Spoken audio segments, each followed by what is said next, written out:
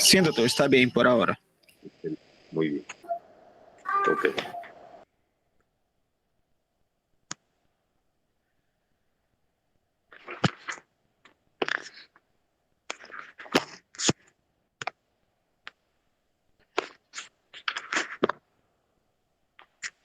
Bien.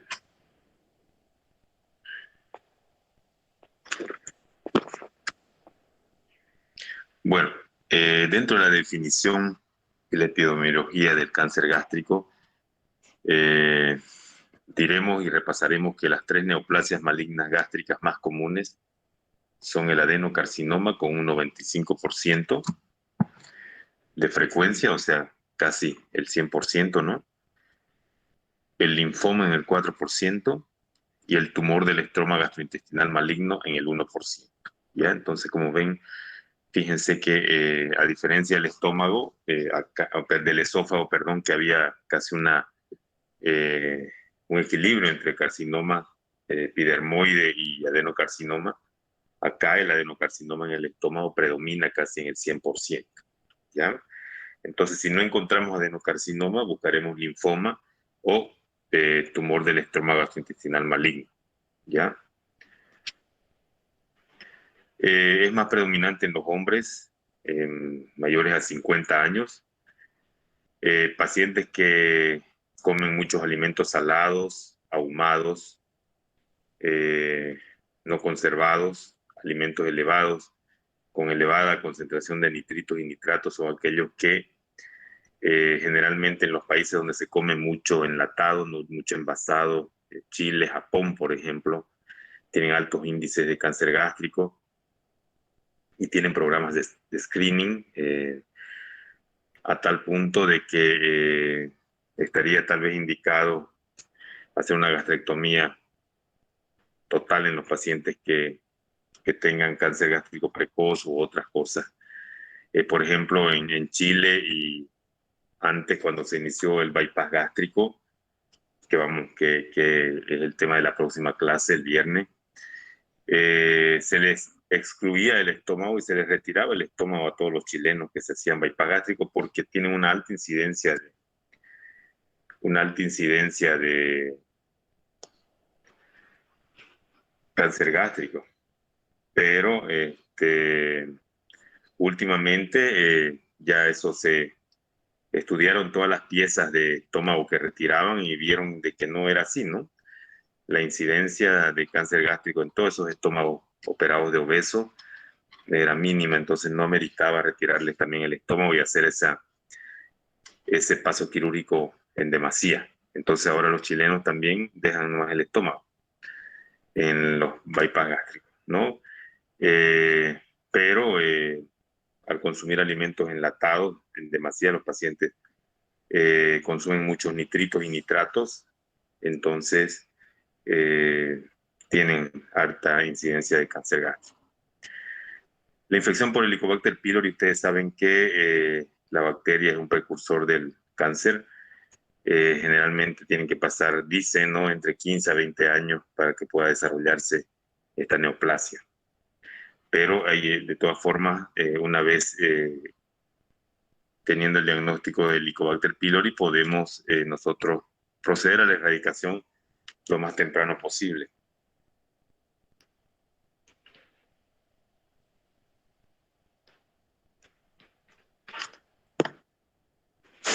El grupo sanguíneo A también es más frecuente, pacientes con anemia perniciosa y pacientes, como siempre, que fuman, ¿no? El tabaquismo, también presente acá. Dentro de los factores genéticos, lo nombran al gen de la caderina, en un E en un 25%.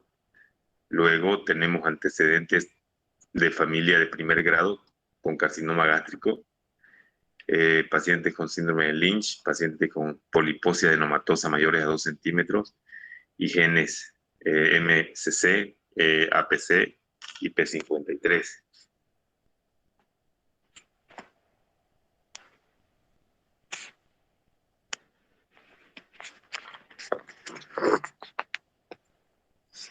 Dentro de los criterios de Amsterdam II Eh, por ejemplo, la abreviación CCHNP es el cáncer colorectal hereditario no polipoide.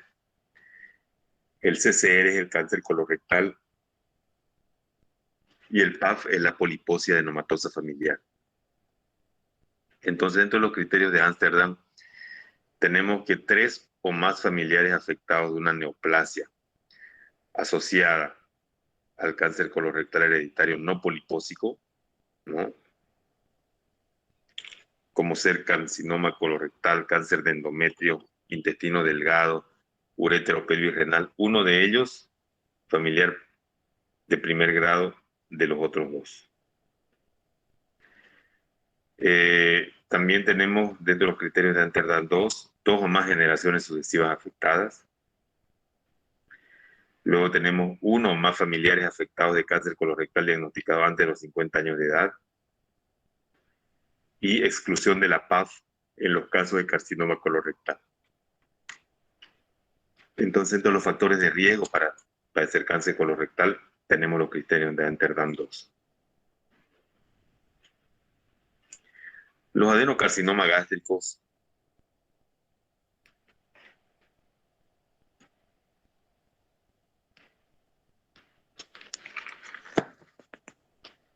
tenemos 2 tipos, el intestinal y el difuso.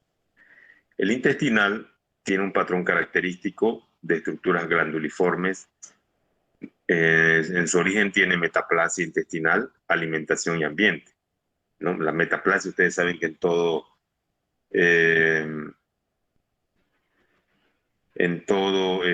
tejido, los cambios para que se dé un cáncer tienen que pasar primero por,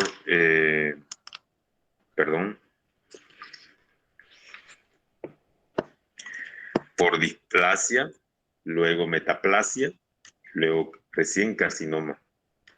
Entonces tiene un tiempo de evolución, ¿ya? Pero esa es su cadena. Alimentación y ambiente también son las causas y la forma del intestinal es masa vegetante. El difuso infiltra y engrosa la pared intestinal. Sus células aparecen sin cohesión y tienen peor pronóstico. El engrosamiento de la pared en los cánceres gástricos se puede dar casi en todo el estómago, si es difuso, ¿no? En este caso. Ya. Son los 2 tipos de adenocarcinoma. Signos y síntomas. Podemos hablar de tiempo, ¿no? Ya estábamos hablando más o menos de 15 a 20 años o más, ¿no? De evolución, la edad, la localización, la extensión y el tipo.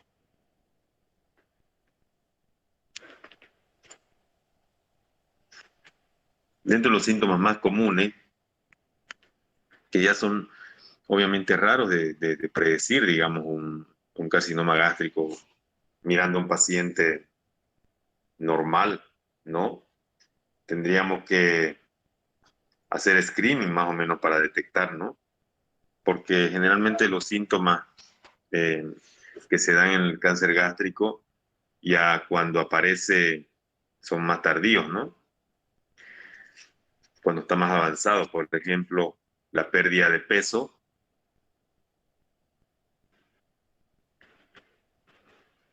la anorexia, la saciedad temprana, el dolor abdominal, la hematemesis, la melena, la distensión abdominal y la náusea y el vómito. Entonces, fíjense que son síntomas bien inespecíficos, salvo la pérdida de peso, ¿no? Que puede provocar ya porque el paciente está realmente con una masa tumoral, ¿no? Pero después los otros son inespecíficos, ¿no? Pero hay que tratar de encontrarlo y sospechar, más que todo, ¿no? Dentro de los síntomas raros, tenemos la acantosis nigricans, que es esa presencia de pigmentación a nivel de los pliegues, ¿no? Luego tenemos una tromboflebitis y luego tenemos una neuropatía periférica, ¿ya? Son síntomas raros, pero lo nombra la literatura. Luego tenemos en la exploración física la linfadenopatía, pueden haber cervicales, ¿no? Ya vimos las supraclaviculares o ganglio de Virchow, ganglios axilares también. Luego puede haber derrames pleurales.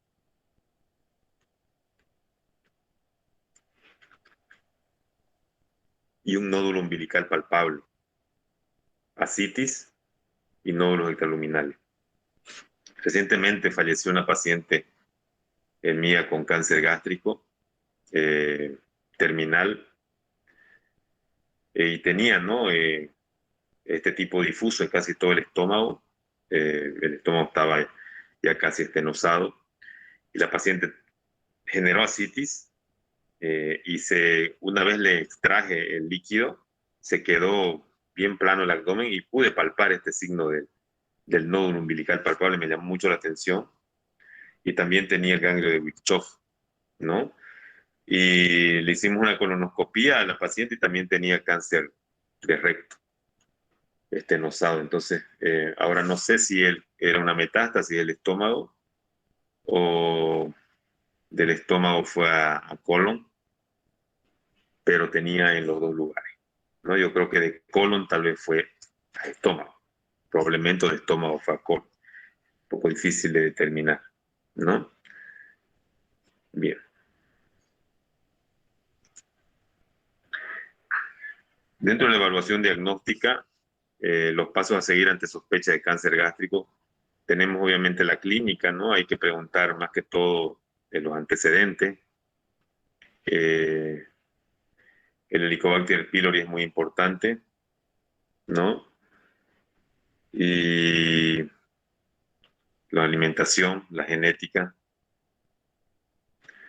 Luego, hacer endoscopía, obviamente, ¿no? Y luego ya una PTC más adelante y la paroscopía con citología peritoneal, ¿no? Más que todo la PTC ya para ver metástasis y la paroscopía para ver si es que no hay progresión a peritoneo y una carcinomatosis peritoneal que contraindique una cirugía en primera instancia, ¿no? Ahí tenemos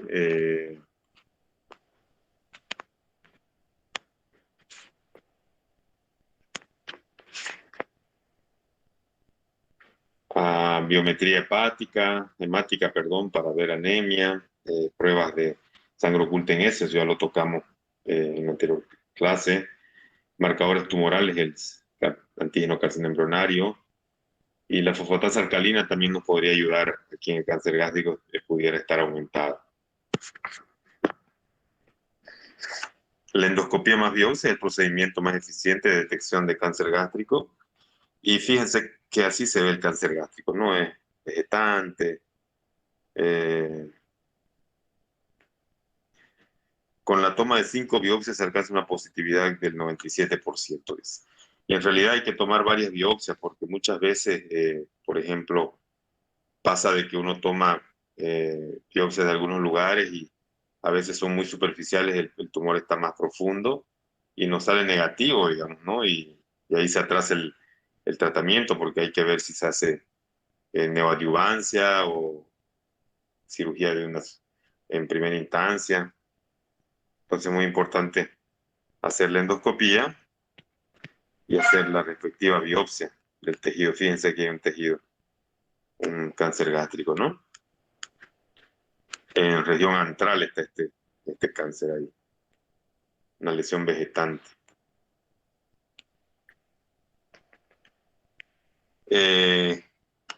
Con la cromoendoscopía, por ejemplo, es que es la aplicación de esta tecnología, nosotros podemos teñir los tejidos a través de un botón nomás solamente, que esa luz o ese tejido por cromatografía cambia de color y te permite disgregar mejor las estructuras que estás visualizando, ¿no? Dentro de la clasificación, de acuerdo al grado de displasia, tenemos esta clasificación de Viena, ¿no? Donde nos da la categoría 1, negativo para neoplasia o displasia, ¿no? 2, indefinido para neoplasia o displasia. 3, neoplasia no invasiva de bajo grado o displasia o adenoma de bajo grado. 4, neoplasia no invasiva de alto grado o displasia, adenoma de alto grado, carcinoma no invasivo, in situ o intraepitelial. Y sospechoso de carcinoma invasivo. La categoría 5 sería un carcinoma invasivo, carcinoma intramucoso, lámina propia y musculares mucosa y carcinoma en submucosa o más profundamente. Entonces esos 5.2 ya es uno que pasa la mucosa, llega a la submucosa o más profundamente, y aquí están, fíjense, desde el 5.1 al 5.2, ¿no? 5.1, 5.2. Tenemos el epitelio de membrana basal de la lámina propia, musculares mucosa. Tenemos la submucosa ahí abajo, la muscular es propia y la serosa, ¿no?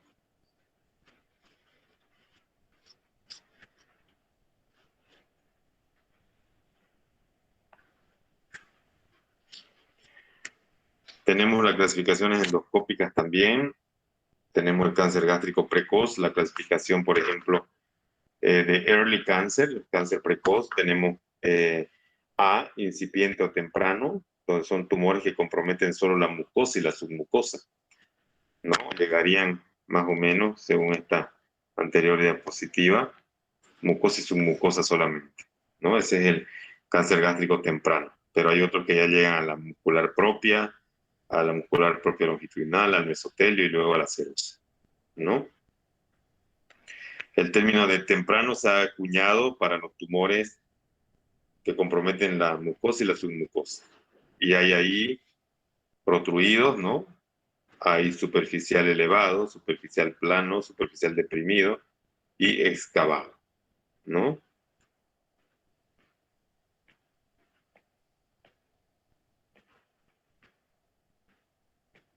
Esta es otra imagen en la pieza operatoria de un cáncer gástrico, fíjense en el centro, ahí está retraído, umbilicado, en pieza operatoria. Dentro de las clasificaciones endoscópicas también, aquí tenemos otra que dice tipo 1, que es polipoide, tipo 2, fungoide, y tipo 3, ulcerado, y tipo 4, difuso infiltrativo, ¿no? Aquí tenemos otras piezas de los adenocarcinomas de estómago, ¿no? Fíjense.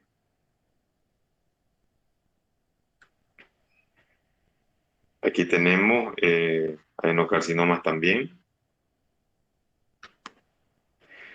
Aunque usted cuando está haciendo endoscopía se encuentra con estas lesiones, lo primero que uno pide es autorización para poder hacer la biopsia, ¿no? Porque es importante hacer la biopsia del paciente, porque si no, no sé, vamos a tener el diagnóstico oncológico, ¿no? El ultrasonido endoscópico ya lo habíamos mencionado en la clase de esófago. Fíjense cómo se ve concéntricamente alrededor, desde el punto central hasta afuera, es donde se hacen los barridos, ¿no?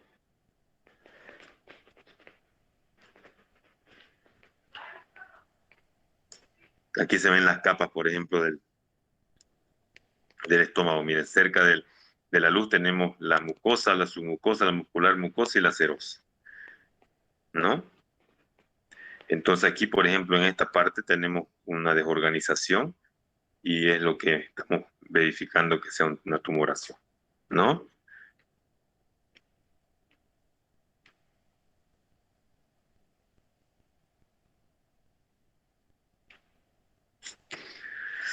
La tomografía computada con doble contraste, como toda tomografía, estadifica los pacientes de manera preoperatoria, buscando más que todo ganglios linfáticos, ¿no? Metastásicos, en las cadenas ganglionares periaórticas, iliares, etcétera, etcétera. La exactitud del 43 al 82% para determinar el tamaño del tumor e infiltración a órganos vecinos.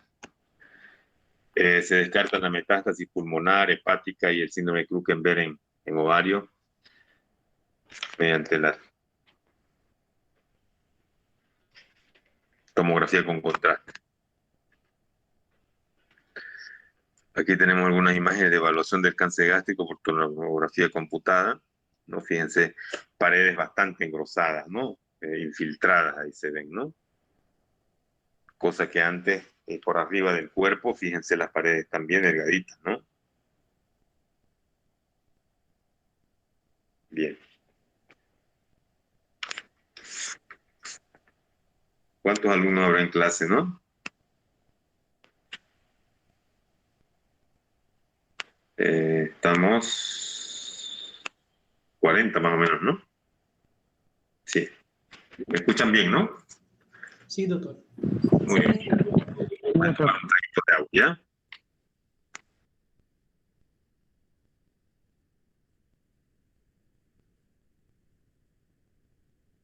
Sí, doctor, se escucha bien.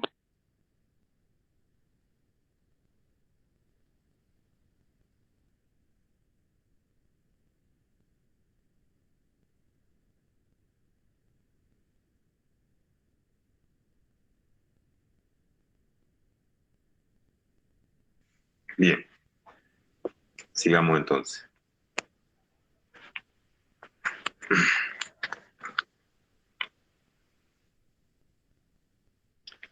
Entonces fíjense cómo se ve la imagen, ¿no? Del estómago con sus paredes bastante engrosadas. Y entonces estamos frente a un tumor de antro gástrico, ¿no? Toda la curvatura mayor, el antro, la curvatura menor. Y el fondo y la curvatura, parte de la región superior de curvatura mayor, indemne. Y también curvatura menor. El otro estudio, la PET-C, ya ustedes han visto también, saben que es la PET-C, valoración de metástasis distantes, y es sensible para detectar involucración ganglionar, ¿no? Entonces, así se mira, ¿no? Ya informa directamente la PET-C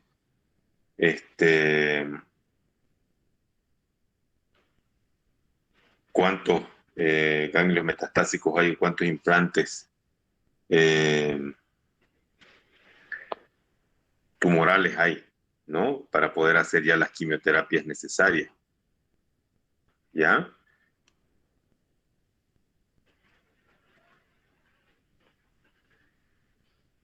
Fíjense, interesante, ¿no?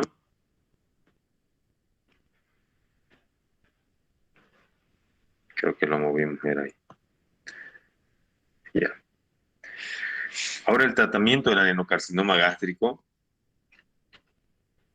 viene lo que es la resección quirúrgica, pero eso tiene que, ya hablábamos nosotros de que al ser muy vascularizado, generalmente cuando hace el diagnóstico de adenocarcinoma gástrico, ya tiene generalmente una metástasis, ya sea mediastinal, esofágica, etcétera, etcétera, al momento del diagnóstico.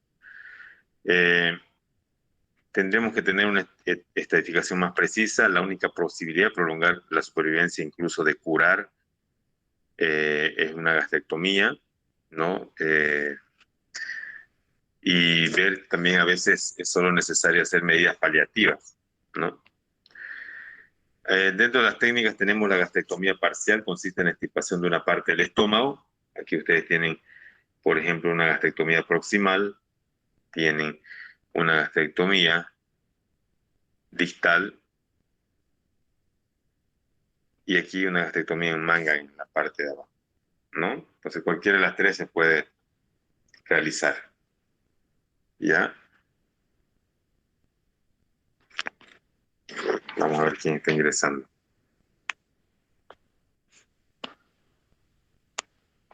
Ya ahorita ingresar.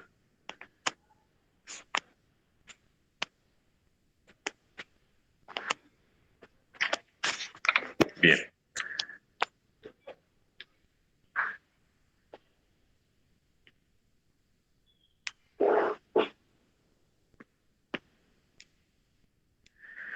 Dentro de los procedimientos también tenemos la gastrectomía subtotal, donde se diseca todo el tumor, se quitan 5 centímetros extra de tejido aparentemente sano. Aquí, por ejemplo, como tenemos margen bastante, hasta 5 centímetros podemos sacar de margen, ya tanto proximal como distal. Se extrae tejido aparentemente sano, se envía a patología, se reconstruye una gastroinostomía Billroth 2. Comparado con gastrectomía total, la efectividad frente a las complicaciones. Entonces, una Billroth 2, ¿no? Fíjense que si le han retirado esa parte del tumor o una parte distal, podríamos hacer directamente con el asa intestinal una anastomosis isoperistáltica. ¿Ya? Entonces yo les enseño aquí cuándo es isoperistáltica y cuándo es anisoperistáltica. Isoperistáltica quiere decir que acá el duodeno viene directamente al trace y el intestino seguirá su curso, así como ustedes lo ven, seguirá su curso. Entonces no se doblan las asas, digamos, para poder anastomosar. Esto se llama isoperistáltico, o sea, va en el sentido de los líquidos y los fluidos. Pero si fuera anisoperistáltica significa que esa asa que nosotros vamos a anastomosar allá la volcamos, digamos. La volcamos, ¿no? Hacemos como un asa volcada. ¿Y eso para qué? Ustedes me dirán. Eso es para prevenir un poco el reflujo biliar hacia el estómago, ¿no? Entonces, generalmente hay que hacer anisoperistáltica, ¿ya? Dentro de la resección de ganglio, ustedes saben que es importantísimo por el pronóstico. La resección de ganglio, generalmente el cáncer gástrico avanzado es el que está más allá de la submucosa. T2, N1, menos 6 ganglios están a 3 centímetros del tumor. N2, menos 15 ganglios está a lo largo de la rama celíaca. Y N3, menos 15 ganglios están en la tríada portal, retropancreática. Es cuando tenemos el número de ganglios, más o menos, ¿no? ¿Dónde estarán? Entre las técnicas del occidente tenemos D1, quitar tumor más ganglios N1. Me permite un segundito, parece que hay alguna novedad aquí en el turno.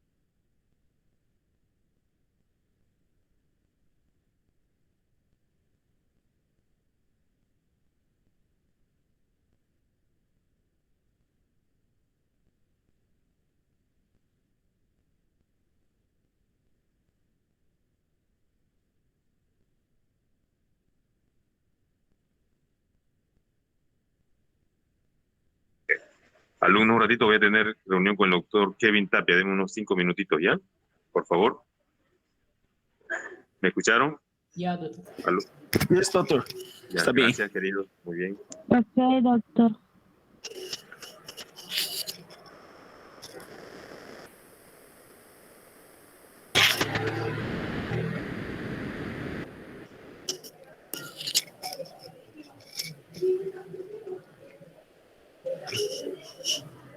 Boa tarde a todos. Depois da aula, vamos conversar com o doutor sobre a prova.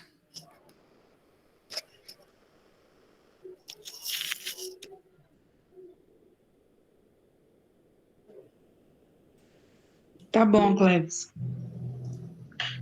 Tá bom.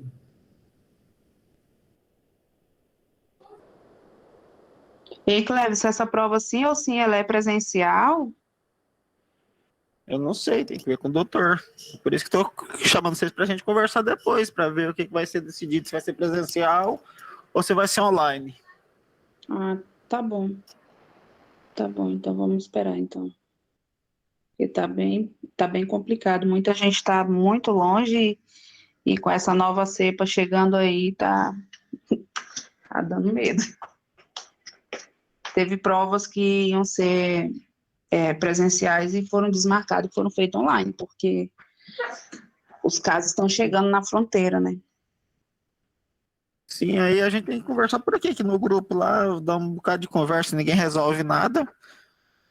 É porque na realidade a gente tenta falar aqui, aí um fala, dois fala e ninguém mais fala, aí depois vão para o grupo geral e aí não adianta, né? Mas é porque Tem que falar doutor com que não tá nem ele. aí também. Tem doutor que não liga pro que o pessoal tá Mas a falando. gente tem que tentar, porque não adianta um ou dois falar aqui no grupo diretamente com ele e todo mundo falar lá no geral, entendeu? Todo mundo tem que se apoiar nos grupos com os docentes, tem que falar com ele, conversar, explicar as situações. Porque muita gente está em outros estados, né, em outros municípios, e para vir para Cobija, tipo, faltando 3 meses para o final do ano para alugar apartamento e montar tudo de novo para fazer prova só, é muito complicado. E fora que a nova cepa está aí, já está na fronteira e tudo, então é um risco muito grande, porque se um aluno adoece, nenhum docente ou a faculdade vai nos ajudar, não. Mas por isso precisa da opinião de todos, né? Uma vez eu comentei aqui no grupo, Cleves, aí ninguém falou nada, aí todo mundo foi falar no outro grupo, aí eu falei, então vamos esperar o resultado. Agora vamos tentar novamente. Ok, Vai que o então, doutor beleza. entende. Tá, beleza, daqui a pouco a gente conversa.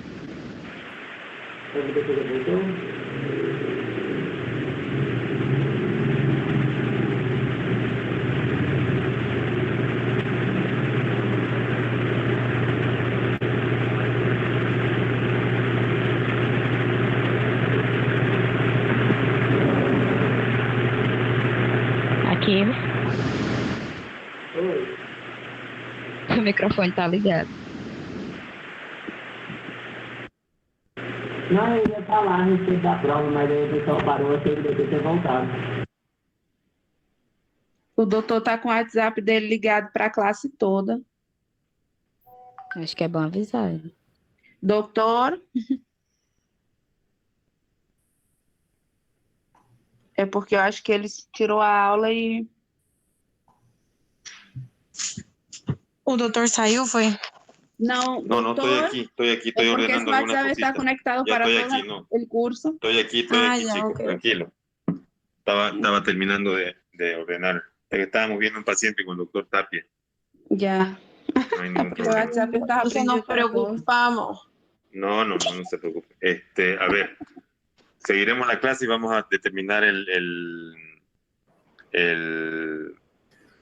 Essa da eleição. examen, ¿no? Sim. Muy bien, excelente. Deme un segundo. Vamos a de nuevo a entrar aquí. Aquí creo que este es, ¿no? Ya, ok. Perfecto. Entonces, hablábamos de la técnica en el occidente. Ya se hace la cirugía, la D1, quitar tumor más ganglios N1. ¿Ya? Ya vamos a ver en la esquematización de la cirugía que revisemos qué es la zona N1, qué es la zona N2 y qué es una cirugía D1 y una cirugía D2, ¿ya? En el oriente generalmente, en Japón, ¿no? Se hace la D2, se quita el tumor más los ganglios N1 y N2, más los ganglios presentes en el peritoneo sobre el mesocolon anterior y el páncreas, ¿no? Entonces una cirugía más completa, pero se requiere más habilidad del cirujano para poder realizarla.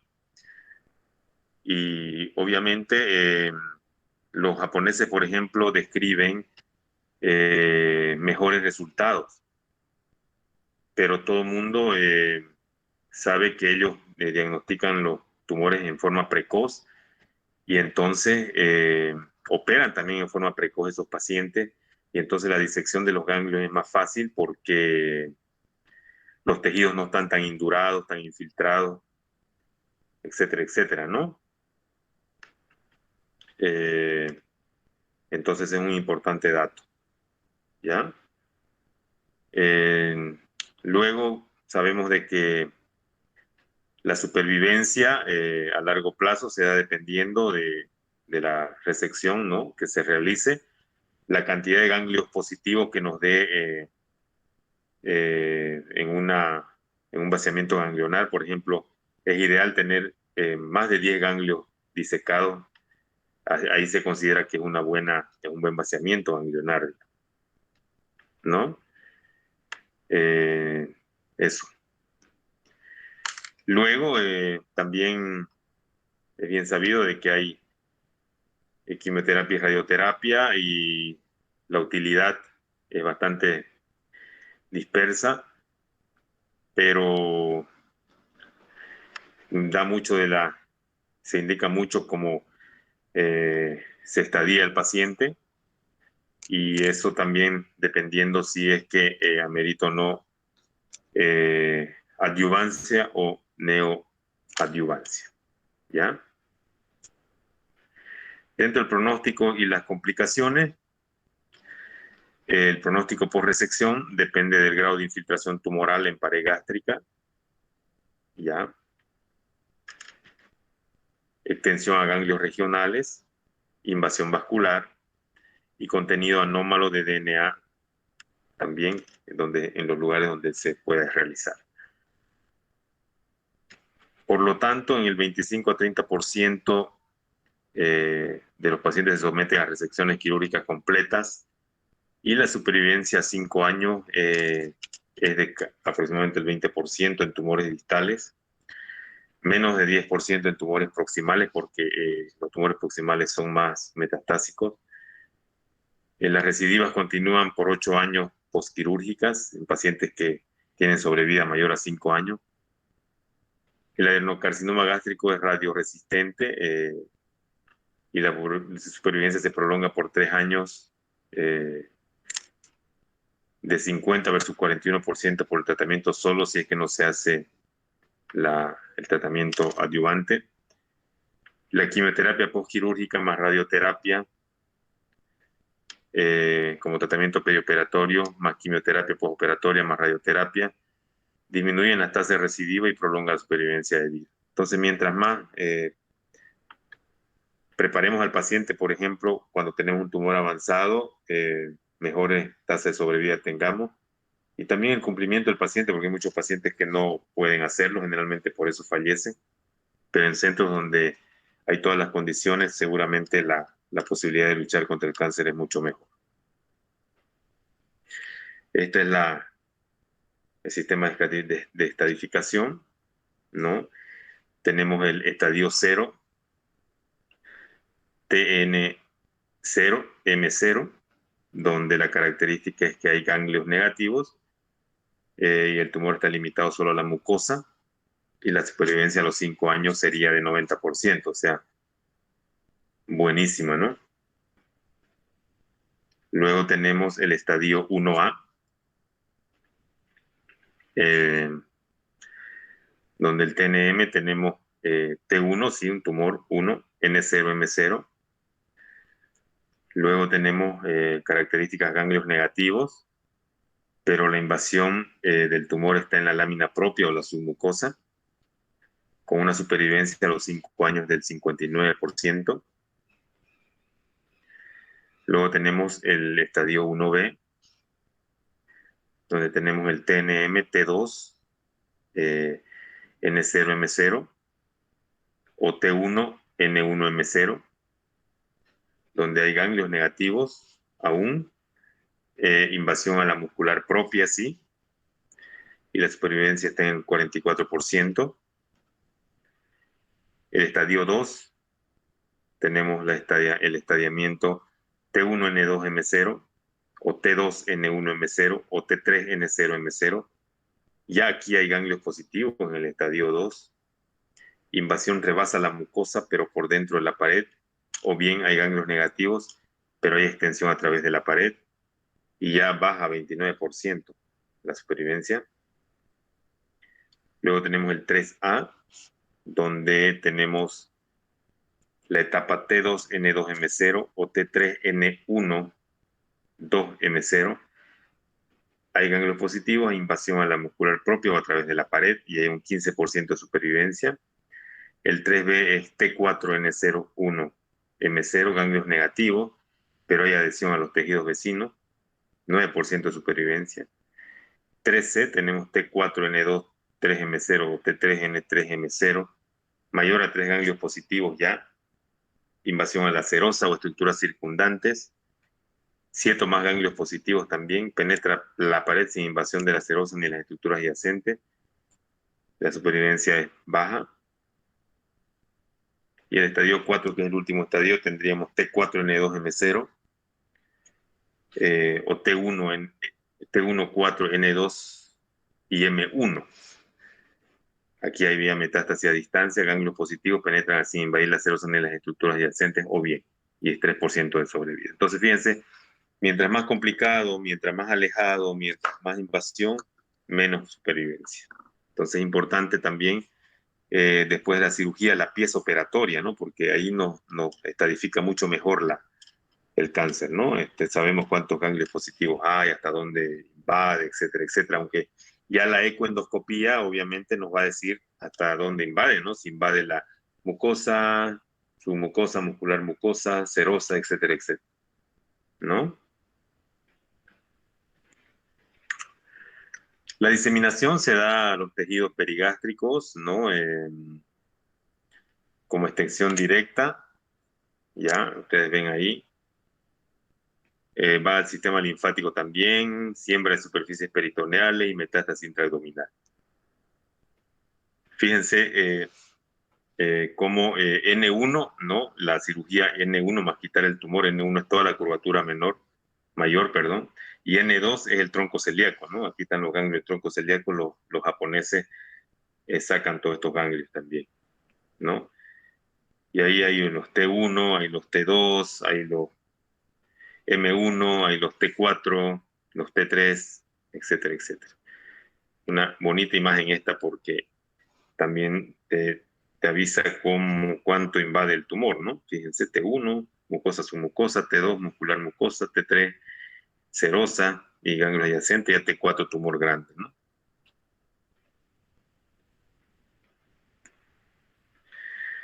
Dentro de la diseminación, ya ustedes ven, por ejemplo, ahí un cáncer gástrico y el endoscopio allá arriba.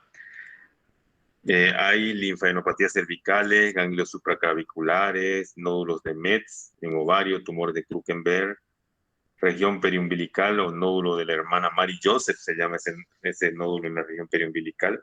Es clásico en la literatura semiológica de estómago, el nódulo de Mary Joseph, y el ganglio supraclavicular de Virchow también, ¿no? Los nódulos de Metz en el ovario, los tumores de Krukenberg, y el fondo de saco peritoneal o cresta de Blumer, ¿no? Y puede haber ascitis maligna. El hígado es el lugar más frecuente de diseminación hematógena del tumor gástrico, ¿no? Las complicaciones dependientes de la metástasis pueden haber hemorragias digestivas, con anemia ferropénica, sangre oculta en heces, puede haber perforación por abdomen agudo, puede haber tromboflebitis migratoria, anemia hemolítica microangiopática, acantosis nigricans, derrames pleurales metastásicos y neumonitis por aspiración. Dentro de la prevención, tendríamos que tener una dieta rica en vegetales, frutas, cítricos y fibra, ingesta de ácido ascórbico, vitamina C, betacaroteno, erradicación del Helicobacter pylori, tratamiento y vigilancia de las úlceras. Endoscopía en adultos mayores a 40 años con dispepsia. Diagnóstico temprano en 1 al 26% y con intención curativa en el 63%. Entonces, fíjense, todo depende del diagnóstico temprano, ¿no? Aquí revisamos una máxima que dice: en el momento en el que se manifiesta signo físico de cáncer gástrico, generalmente la enfermedad ya es incurable, pronóstico omiso. El factor que impacta más el pronóstico está en el talento del médico del primer contacto. Eso es porque hay que ser muy suspicaz, ¿no? Para eso nosotros los profesores les enseñamos y les damos las herramientas para que ustedes puedan sospechar diferentes tipos de patología neoplásicas, ¿ya? Bien, muchas gracias. Aquí termina este tema. Si podemos hablar del examen o si tienen alguna pregunta, adelante. Voy a dejar de compartir.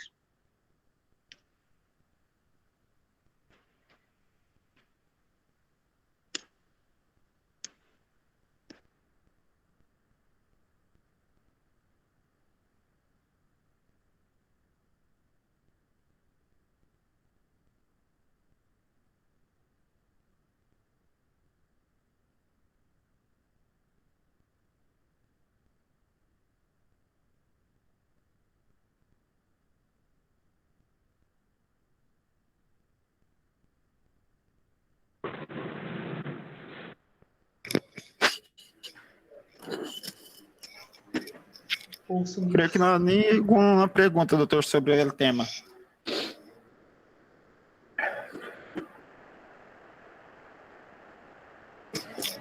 No, a ver, ¿no? ¿Ni una pregunta? A ver. Creo que não. Ya.